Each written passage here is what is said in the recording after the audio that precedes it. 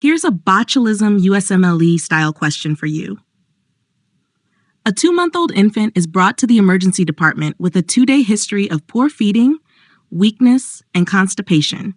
The parents report that the baby has been excessively lethargic and has difficulty sucking. On examination, the infant is noted to have flaccid paralysis, weak cry, and absent deep tendon reflexes. The baby's family has recently started feeding the infant honey. Which of the following is the most likely cause of this infant's condition? A. Inhibition of glycine and GABA release in the spinal cord. B. Inhibition of acetylcholine release at the neuromuscular junction. C. Direct destruction of motor neurons in the anterior horn of the spinal cord. D. Immune-mediated destruction of the myelin sheath. E. Excessive acetylcholine release at the neuromuscular junction.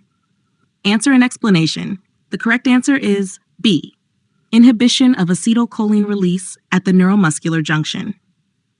Infantile botulism is caused by Clostridium botulinum, which produces a toxin that inhibits the release of acetylcholine at the neuromuscular junction. This results in flaccid paralysis due to impaired neuromuscular transmission.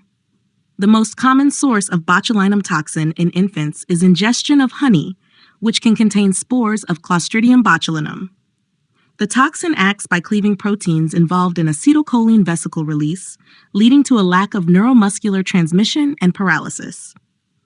Option A refers to tetanus, where the toxin inhibits GABA and glycine release in the spinal cord, leading to spastic paralysis, not flaccid paralysis as seen in botulism.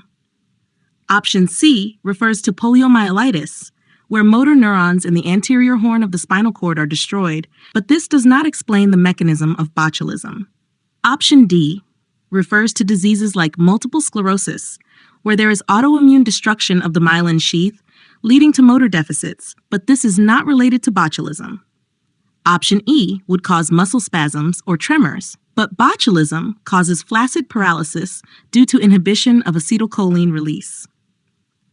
Key takeaway: infantile botulism is caused by the botulinum toxin, which inhibits the release of acetylcholine at the neuromuscular junction, leading to a flaccid paralysis.